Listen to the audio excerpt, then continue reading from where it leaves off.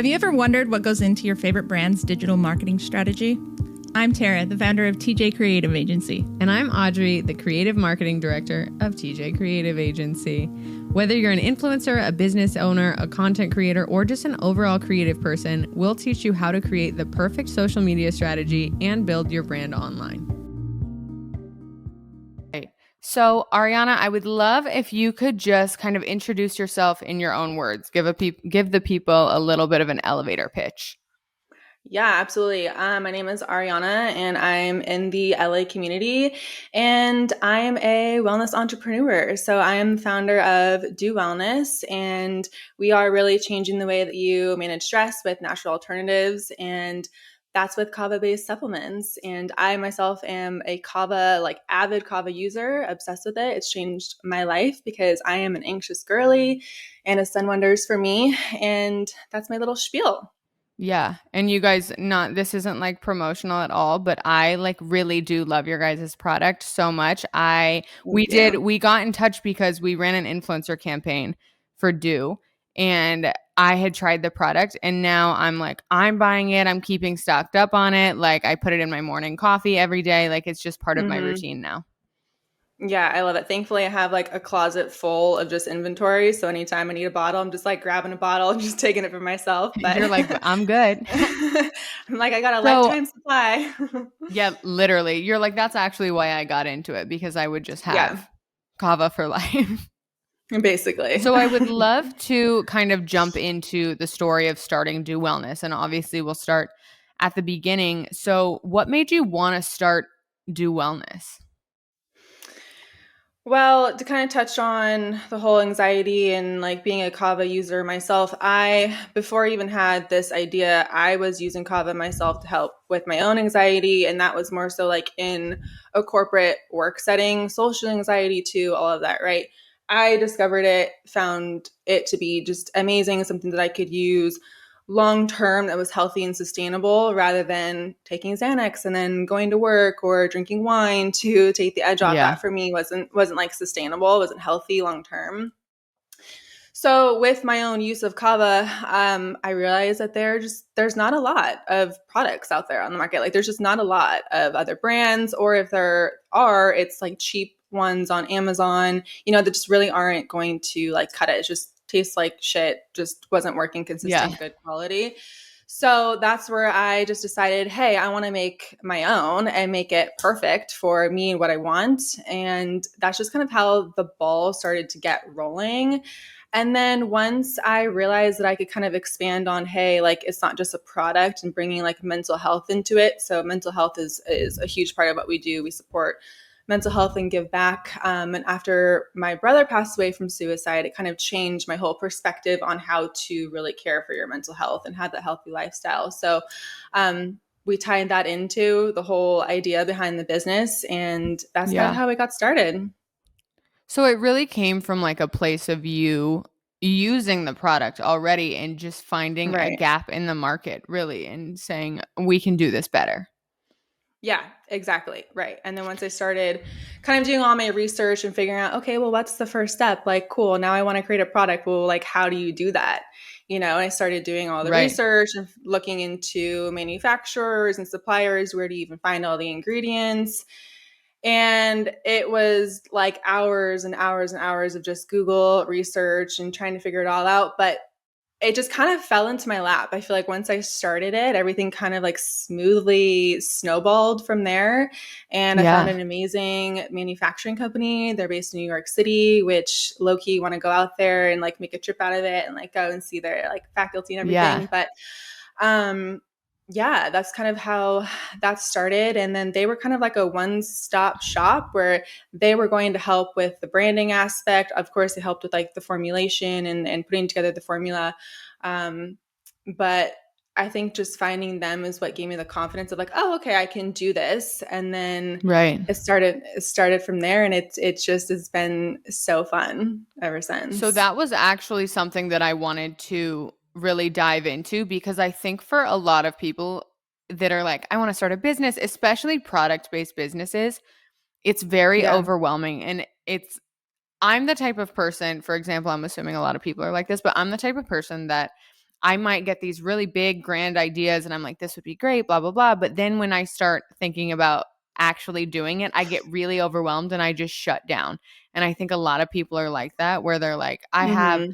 all of these great ideas, but I need to do X, Y, and Z, and I don't know how to get started. And they have a hard time because they're just looking at the big picture, right? They're like, oh my God, there's Right. 1,000 things that I need to teach myself how to do.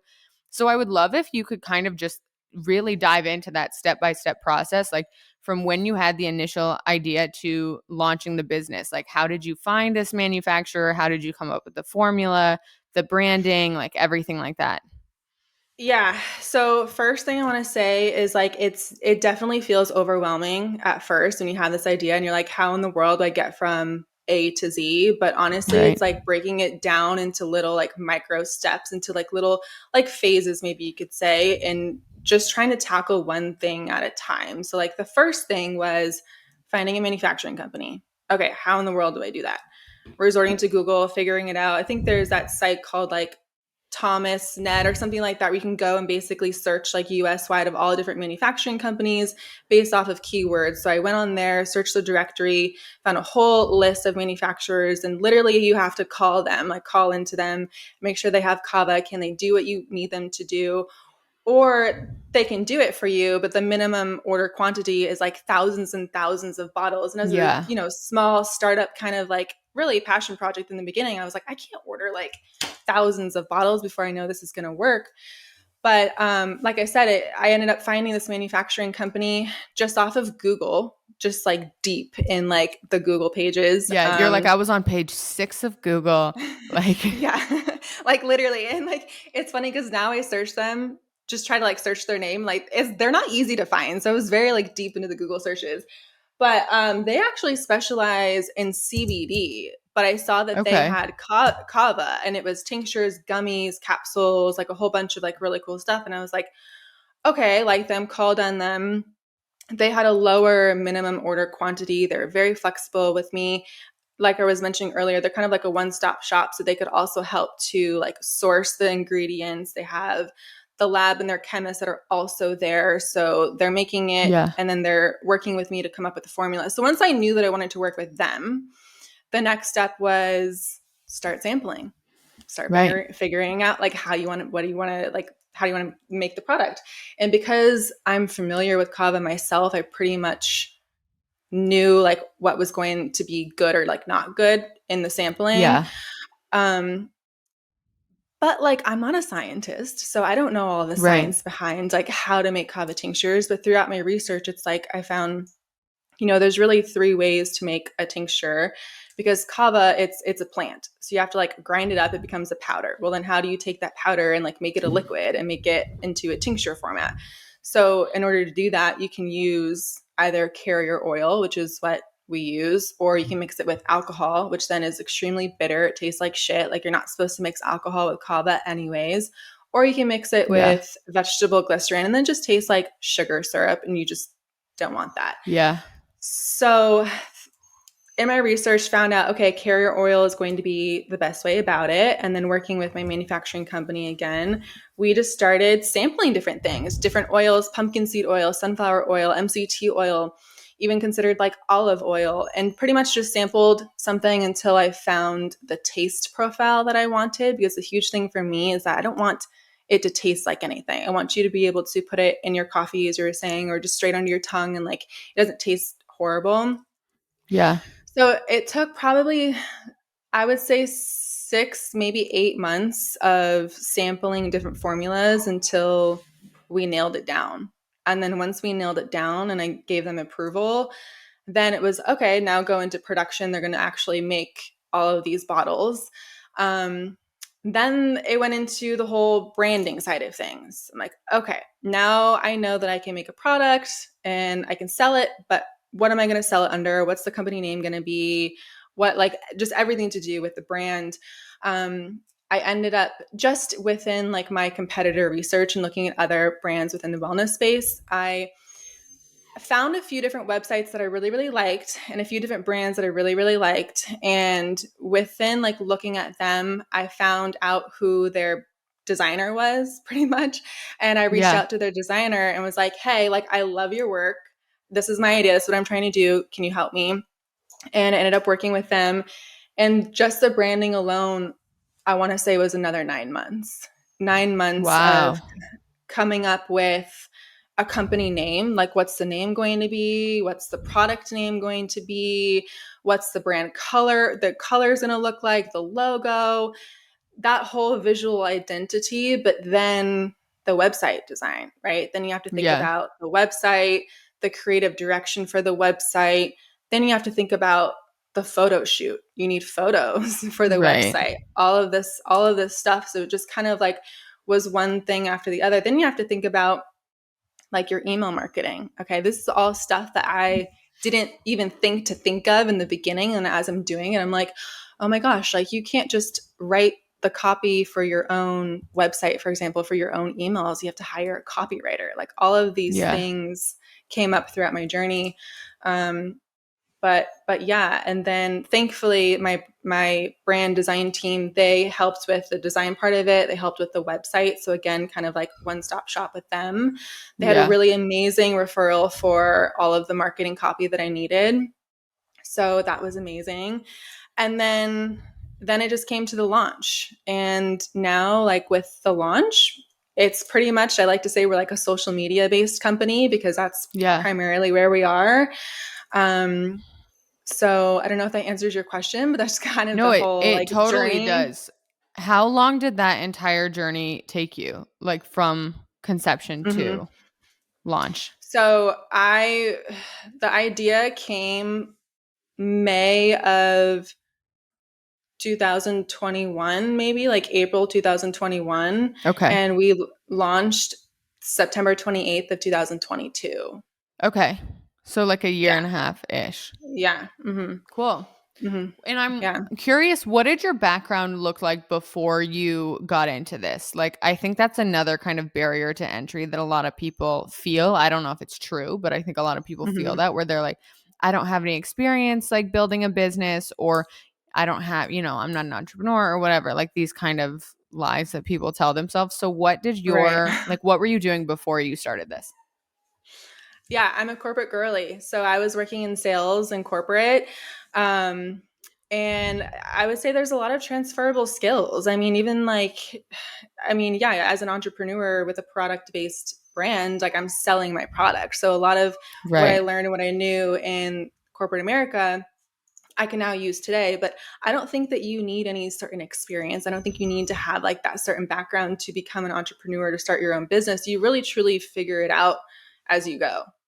You really truly do. I totally agree. We always say like, you just have to start at the end of the day. Like you can think yourself in circles, right? And come up with a million different reasons as to why you shouldn't launch your product or you shouldn't do whatever. Like you have to just at the end of the day, like jump in. Right. And don't expect it to be perfect. Like it's not going to be perfect. And there are going to be things that fuck up. And like, that's the whole point. Just get started, bring your product to market, get the feedback, and then make changes from there. But don't wait to start because it needs to be perfect. Yeah, exactly. What were some of the challenges that you had at that beginning stage? Like when you were finding, like maybe it was, finding your manufacturer, whatever it was, like what were some challenges that you found yourself in and how did you overcome them? This is a good question. I had one challenge with my manufacturing company when I placed my first round of inventory. When I first started with them, I thought that they were going to do all of my branding. So long story short, like there was a change in branding. When I ordered my first like massive order of inventory, it came in the wrong bottles. If you know my brand, like the dewdrops come in the amber brown bottle with the label on them.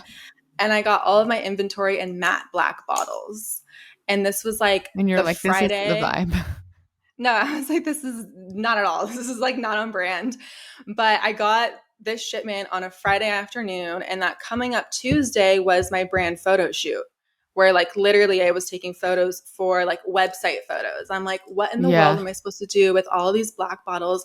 I can't I'm not going to use these. Called my manufacturing company. They're of course in New York. So even if they wanted to somehow overnight me something, it wouldn't get here in time. Right. So I scrambled. I remember thank God all of the samples that I was sampling with them were sent coincidentally in amber brown bottles, and I had them saved. So I'm like funneling the Oh my oil into goodness. these, like, I swear to God, I'm like funneling them into these amber bottles. I've calling everywhere for like local printers for like same day printing. I end up finding a place that's just down the street, still use them today. They're amazing. They printed out all of my labels for me. I like label these sample bottles and thankfully had them for the photo shoot. But like little things like that, like you're gonna run into challenges and just kind of like fuck ups. And you just have to like roll with the punches and just figure it out, and keep going. Yeah. That was one thing. And then, so of course I'm sitting on all this inventory of black bottles that I can't do anything with. So I had to rebuy my inventory in the right Oh my bottles the gosh. second time. Then the second time I get the delivery of my inventory, the labels are completely incorrect. I guess there was like some sort of issue with uploading the file where they had to, and again, they didn't even tell me this until it was like in my face and I had the packages in front of me, but they recreated my label. So it was completely the wrong font, which keep in mind, I have custom text, like custom font, custom colors, everything for my brand. It's completely horrible, wrong. So again, for the second time, I had to call this local printer, have them reprint out all my labels, had to soak the bottles, tear off the old ones, put the Oh new my ones God. on. Things like that. And it's like you hear these nightmare stories and it's so true. Stuff happens, but you just got to roll with the punches and just figure out a way to make it work. Yeah, I mean, it's never going to be perfect, right? Even if you were an employee and not an entrepreneur, like things still come up. You know what I mean? Like that's just Right. life. Mm-hmm. Jumping back in. So that was kind of the beginning phases of everything. And now I want to kind of dive into the emotional side of being an entrepreneur, which I don't think is talked about a ton. And it is an emotional journey, right? Like you said, things come up, and I'm sure as much as you're like roll with the punches, I'm sure in the moment you're like, what the hell am I going to do? Like, this is insane. So what are some kind of like highs and lows that you've experienced in this process? Because obviously there's like low sides of maybe stress or panic or whatever, but it also comes with highs, right? Exciting things. Yeah, I mean, some of the lows are like those challenges that I mentioned, just like really kind of being faced with shit where you're like, what do I do? Things that can happen where you're like, okay, do I even proceed? Do I even move forward? Do I give it up? Is this my sign to just like not keep going anymore? And then there's highs, like my launch day, for example, was like the high of all highs. Like it happened, it was so amazing. And then all of a sudden, poof, it's gone. Right. And then it's almost like this high like withdrawal that you go through. It's like it comes and it goes so fast. Yeah.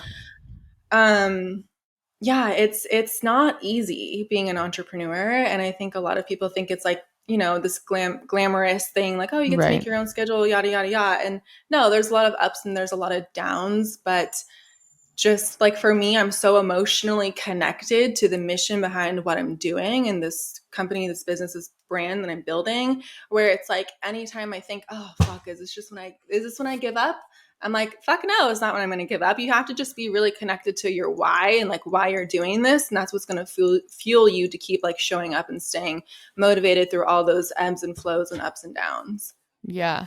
How have you kind of noticed yourself grow throughout this journey? Because I'm sure like there might have been some imposter syndrome at the beginning of the journey and whatnot, but like what are some areas that you've noticed growth? I would say probably grit and like persistence and just strength, like overall, because no one's really going to believe in your business the way that you do. Like no one's really going to care about your business the way that you do. So it's really up to you to kind of move the needle and to overcome all of these things, those highs, those lows yourself. So that's where I've grown the most. And with imposter syndrome, yeah, that's very, very real. And I definitely felt it and just like self-doubt and like, am I doing the right thing? But I think for me, like I think about, I launched this, 7 or 8 months ago. If I actually sit down and I've done this when I start to get in my head and I'm like, getting that imposter syndrome feeling, I'll sit down and I'll literally write out all the different things I've accomplished, all the little things that I've done, from that whole like influencer campaign that I ran with you around holidays to getting into the LA community and doing in real life events and community pop-ups, all these little things. Like if you just sit down and actually write down everything you've achieved and accomplished and look at it, I feel like it's so reassuring that like you're not an imposter. You are worthy of this. Like you can do it. You do have that potential. Because sometimes it's like out of sight, out of mind. A lot of what we do is not tangible, Right. So sitting down and just writing it out it's a confidence so booster. True. And I think a lot of people, even if they're not entrepreneurs, can really align with that. Like I've been lately kind of like I align with that. Like lately I've been like, oh my God, what have I even like? It just very like I feel stagnant. I feel like I'm not working towards anything. And my friend reminded me, we're so in the day to day that it's really hard to see like what you're accomplishing, right? Because you're Right. so like nose to the ground, like getting things done, that it's very rare that we just as people take a step back and really acknowledge, oh my God, like I've done that. This is everything that I've accomplished, and we just don't recognize that enough. Absolutely. And another thing too is like this is kind of a lonely world where I'm not reporting to a boss who can be like, "Hey, Yeah. great job with that. That was amazing." Like giving me kudos for things. So it's like you have to just take a moment to kind of stop and be like, "Holy shit, I did all of this because I did all of this." And like Right. that alone is huge. So that's what I do. I just try to think back, and like even if it's not, let's say, business related, if it's more like corporate America related, like back in the day, thinking about all the different things I've done on a quarterly basis and just writing those things down, because again, they're not really tangible. So when you write them down, you're like, damn, okay, like I really can do a lot and have done a lot, and it's just a good confidence booster to kind of get you out of that rut. Yeah, totally agree. And that kind of answers one of the questions I was just about to ask, which is when you do find yourself in those kind of like down moments where you're like, maybe something goes wrong and you just kind of start to spiral. And I'm sure you have these moments, you kind of said that you have, of just being like, why did I even get started in this? Like, what am I doing? Whatever. Like, what are some tips? What are some things that you do to kind of pick yourself back up, whether it's like business Yeah. related or not? Just how are you able to get yourself out of that rut? For me, it's probably allowing myself grace to take a break. Like I can take a week Yeah. off and recharge in order to show up better and stronger. So that's really what I've been leaning into lately. Now it's like, let me fill up my personal cup first, and then I can get Yeah. back into that good mindset. So yeah, sometimes it's like, hustle culture is a real thing, like thinking that you have to constantly go, go, go, hustle, hustle, hustle, grind, grind, grind. But at the end of the day, like it's okay to just take a break if you need to. And Yeah. that's what I've been leaning into lately. It totally is. Yeah, the hustle culture really gets to everybody. And that's something that I myself have really learned in the last like 2 years. I always had a really hard time taking a break and learning to rest because I feel like my mind was always on a constant to-do list, thinking about the next thing that I need to get done. And like I said, it wasn't really until the last few years, like 2 years, that I really recognized, okay, I'm kind of worthless if I don't take a break. You know what I mean? Like I Right. start to burn out and I start to go downhill. So what are some things that you Totally. do? You mentioned having to fill up your cups when you do take these breaks. Like what are some things that you're doing? Are Yeah. you just like vibing at home? Do you have hobbies that you like to go out and do? Like what does that look like for you? I'm such a homebody. Like I love my dog more than I love people. So like for me, it's Yeah. literally just like sitting at home with my dog. I love going on long ass walks, like long walks, and just kind of it's very meditative for me. So just getting outside in the sun, walking, deep breathing. If it's literally binge watching a show on Netflix all night, like whatever it is, just to help me like rest and recharge and feel rejuvenated. I'm an introvert. Call me maybe like an Yeah. extroverted introvert, but like I need to be alone and like with myself and doing just calming, chill activities to replenish and like fill my cup. So, yeah, the walking thing is huge. Yoga is huge. Journaling, all of those, self-care things. But yeah, that's kind of what I've been doing. Yeah. I love all of those. I utilize most of those things as well. I love a walk. That's one thing that I've like loved about having a dog is being Hmm. forced to go on because she has so much freaking energy all the time. I have to go on like 2 walks a day. And I'm like, you know what? Hmm. It forces me. That's part of the reason I wanted a dog in the first place. I was like, forces me out of the Same. apartment and like to Right. actually go out and do things. But I love all of those tools. This is like a sidebar. I don't have this in the outline, but I was just curious. Do you have a mentor or anyone that you look to, even if it's not someone that you know personally? Like, do you have someone that has kind of helped guide you through this entrepreneurial journey for you? No. I wish I could say yes. I wish I could say yes, but no. I would say like not a mentor, but like I do have a very solid support system. So like my family, Yeah. my mom is an entrepreneur, like she has her own business. She's always been that way too. So I would say maybe like if anyone it would be her, like leaning into her for advice, but no, I think I'm a self-learner and I might follow certain people or listen to certain podcasts or read certain blogs to get maybe that like mentorship and just hear other people's stories and experiences. But no, I don't. Yeah. What are some of the like podcasts and blogs that you do like to look to? Are there any that you have like favorites of? Yeah, I love the Dream Bigger podcast. Have That you heard of sounds that one? familiar. Dream Bigger. It's the co-founder of Array, and she just Oh, yeah, yeah. interviews.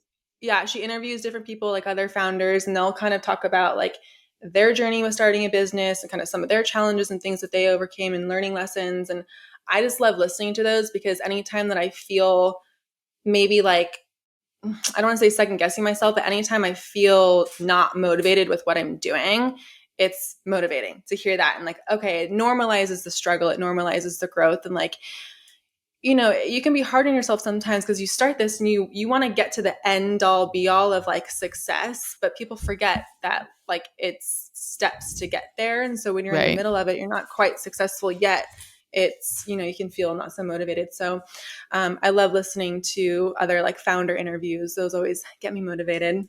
I was going to say that's one thing I really do love about this. I don't want to call it a trend, but the idea of the front-facing founder, which has become super, super Hmm. popular over the last few years, is it does normalize those struggles because I think before Yeah. small business owners, like it wasn't as normalized to talk about like this is what the first few months of this business looked like, and it was not as romantic as you Hmm. think it might look.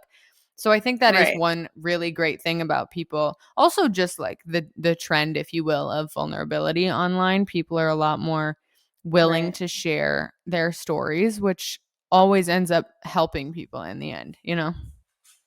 Totally. Yeah, I mean, just off the top of my head, I mean, Sammy Clark, the founder of Form, I love like Oh her yeah. story. Um, there's just so many within the wellness industry. Basically, any podcast under Dear Media That's so Productions real. is great. I Yeah, love Dear Media. I love Dear Media.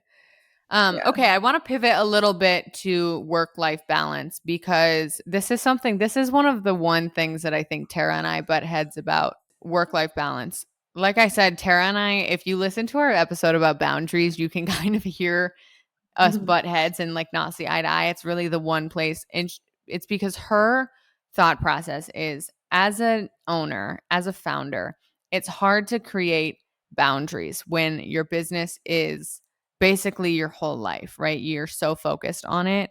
Do you agree with that? Because obviously there's more demands as it comes to the founder than like an employee, let's say. But do you agree with Sure. that? And how have you been able to find boundaries as a business owner?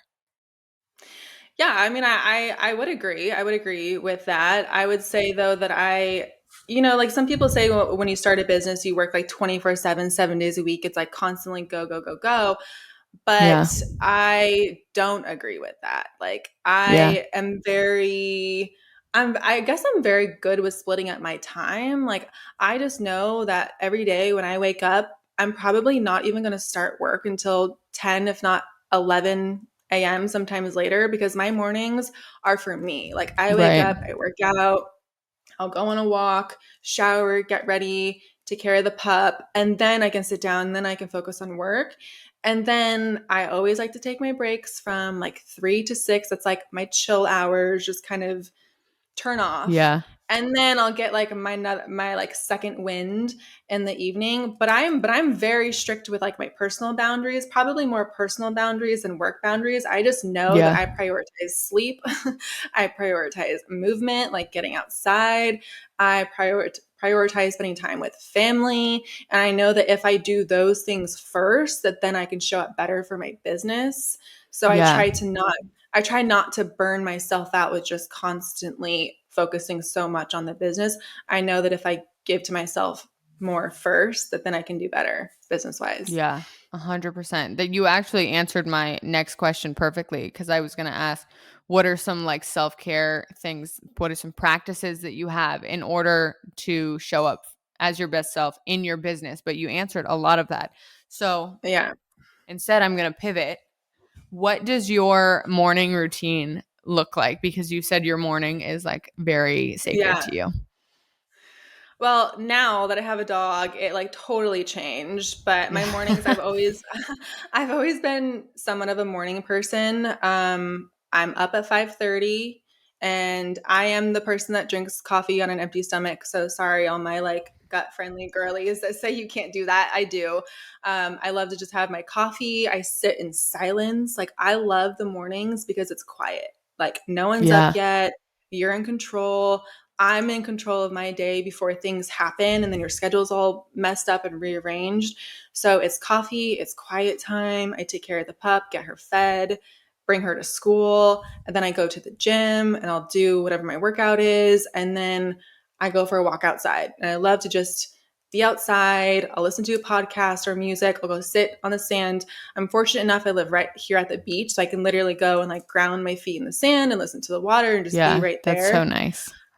And it's as simple as that. I mean, like sometimes I'll be very consistent with journaling, but to be honest, it's more so if I'm struggling with something, if my mind's kind of feeling cluttered or chaotic, if I have a lot of anxiety, that's when I'll lean more into that journaling practice. But otherwise, it's just having that time of like quietness and being in control of my morning and getting in my movement and clearing my thoughts that way before jumping into the workday. Yeah. I love that. And I love that you've kind of said that it has changed a little bit, especially with getting a dog, or sometimes just depending on how you feel. I think that's so important. I think there's been like this glorification of morning routines on the internet Mm-hmm. lately. And I love a morning routine. Like, don't get me wrong, I love a morning routine. But I've had to kind of learn also with getting a puppy that I have to like throw that out the window a little bit. I'm like, I'm getting up at a Yeah. weird time. I have to like play with her for a little bit, Mm-hmm. feed her. And now like I'm up at 5 and I used to get up at 6:30. So that's like an hour and a half difference and Yeah. whatever. But I also think that your morning routine is really just whatever works best for you. And everybody has a different routine and I love that, honestly. We had Mel of Manuka Sunday on and she was saying Mm-hmm. like she's in a season where what's working best for her right now in her business is getting up and basically immediately starting working, and then she'll go to the gym at like 10 or 11, and that'll be kind Mm-hmm. of her like morning break. But everybody has such a different way to refill their cup or prep for the day or like get in the zone or whatever it is. Like I've noticed that as I've been getting up earlier, I've also started working earlier because like after I go to the gym and I like have my coffee, I'm like, well, what am I waiting for? Like I might as well just They get jump to into it. it. Yeah. So I start working Right. at like 7 lately, but it didn't always look like that. You know what I mean? So I just think Mm-hmm. there's something to be said about these routines. Like there's no right or wrong or like a Right. correct way to prep for your day. It's really just No. your time to like get ready. Right. Well, it's your time to get ready and to do what feels good for you. Because Right. then if you feel good, like that's good for your mental health, or then you're going to be able to show up for the rest of the day. And for me, like I just take that whole morning block for my movement because I know that I'm also kind of like a low energy person. Like I have my most of my energy in the morning. So that's when I know I'm going to work out and be consistent. And it's not about working out to look good. It's working out to feel good because then I'm Yeah. just a happier, kinder, nicer, better person all around. 100%. So yeah, I mean, there's no right or wrong morning routine. It's truly just like what feels good to you. If that's sitting on the couch for 2 hours drinking coffee, then so be it. And it That's what does else. Like change. sometimes when I say my morning routine switches, like sometimes I'm doing morning pages and I used to read in the mornings and then I'd like go on a Mhm. walk or I'd go work out. Sometimes like I get up and I'm exhausted. I bring my coffee to the couch and I watch the BFFs podcast. And I'm like, you know what? There I have you to do what I have to do. Like I have to go. sit here for an hour and a half and Yeah. watch these TikTokers talk about things that I don't know about. But that's what's going to fuel Mhm. me this morning. And that's totally fine. And might be TMI, but like lately I've been trying to cycle sync. And so every week Yeah. looks different for me, really, right? Like if you're really syncing with your cycle, every week should pretty much look different. So there are weeks where I wake up and I get at it for like a spin class, like HIIT classes, I'm going for it. There's some weeks where I literally just walk. It's just like a Yeah. slow 30-minute walk. And there's some weeks where I'm like, I'm not even going to get out of bed today. I'm just going to sit in bed and drink my coffee, blinds closed. I'll work with my laptop in bed. And that's my morning routine. And that's okay. It's always going to Yeah. change. Totally. And I think knowing that about yourself also allows you to create the best version of you in your business too, right? Or just like even if you don't own a business, the people that are listening in your Mhm. job, and kind of Mel Yeah. had said this too, where she was saying, I have to focus on when I'm most creative. And I totally stand by that. I do the same thing where like sometimes it like I'll have it in my calendar that I need to get X amount of deliverables done, and if I Mhm. have a little bit of wiggle room, I'll move that around and be like, I'm not creative today. I'm going to do this tomorrow Right. morning, or I'm going to do this, in the evening or whatever. But being able to fuel yourself and also recognize when things like aren't aligned with you, essentially. Right. And again, like giving yourself that grace to say no to certain things because you can, if you have the flexibility, move them around. I do Yeah. that all the time. Like I love to write lists of things. I'm very like old school and like writing everything Same. down. So I will like plan my day, like even by the hour of like what I want to do and like in order of like doing them. And most of the time it moves around. It's just having flexibility and just doing like being kind of like in tune with yourself and what feels good. Because if you're going to force yourself to do something, it's not going to be authentic. It's just going to stress your body out anyways. So it's like just being Exactly. in tune with yourself. Yeah. What are some things that you wish people knew about being an entrepreneur, things that you think are like misrepresented? Misrepresented. Well, I think people are starting to kind of more openly talk about the fact that it's not this glamorous life and that there is kind of the struggle before you get to the good part. Right. Um, I would say, in my experience at least, you're going to probably run into a lot of people, if not most people, that aren't going to believe in you, that aren't going to support you, that, might not think what you're doing is a good idea, but don't let that influence you or persuade you or discourage you into doing something. Like just put those blinders on. And if it's what makes you feel good and you have that emotional connection and that why for yourself, tune everybody out. And then it's interesting, Yeah. you'll see that once you actually start doing what you said you were going to do, then all those people's opinions will change. Yeah. And all of a Suddenly sudden they're they like, support you. oh, yeah, suddenly. So it's like, don't listen to anybody. Just do what you need to do. Yeah. So let's talk about that for a little bit, because I think that is something that a lot of small business owners deal with, is whether it's like just people in your life kind of voicing their opinions and saying like, what are you doing? Mm-hmm. This is a crazy idea. Or for some, it's raising capital and having to Right. actually ask people for approval a lot. How it's much easier said than done to be like, don't let it affect you. So how do you think you were able to kind of overcome that? Like, Mm-hmm. what were you able to do for it to actually not affect you? I think first thing is just being smart about who you share things with, maybe, and Yeah, true. protecting your peace a little bit in a sense. It's like what's that saying where it's like don't tell people what you're going to do, just show them. So Yeah. it's kind of like honestly none like my closest friends and family of course like knew, but there are some people that pre-pandemic days and I was like corporate girly in the office. A lot of my really good friends to this day are people that I used to work with. I didn't tell anyone. Like now that I'm, was remote, whatever, and not in an office with people, I didn't tell anybody. And now all these people are coming out of the woodworks from finding me on TikTok, Instagram, like they're seeing my LinkedIn. They're like, oh my God, oh my God. But it's like, just put those blinders on. And I just was protecting my peace, not telling certain people, just doing it. And going about it that way, I guess. I love that. That's such a good point too, is like, not keep it to yourself, but like just share with people who are going to support you. And that doesn't necessarily mean, that comes across as saying like only share it with like people that are going to agree with you on everything. You obviously want to share it with people who like have some wisdom that you look up to, but not like the negative people that are just like, that aren't risk takers or whatever. Just share it with people who are going to support you and also will share their opinions in a way that is going to help build you up, not just for the sake of sharing their opinion. Right. Like, for example, my dad is just so traditional, old school, like still to this day is like, you need a corporate career. I didn't tell him that I was doing this until probably 3 months after I launched. And I was like making orders and doing it because I knew that he would discourage me and he'd be like, you shouldn't do that, XYZ, whatever.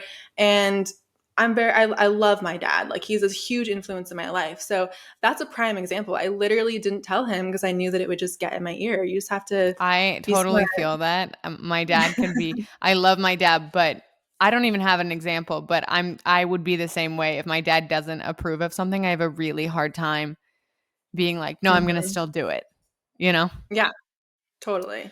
Okay. Well, kind of last question is just, do you have any advice for someone that is looking to start their own business, something that we maybe didn't cover? I would say don't overthink it. Don't think that you need to like have any certain experience. Just start, just do it. Like even if you start messy, just start. I literally didn't even put together a business plan.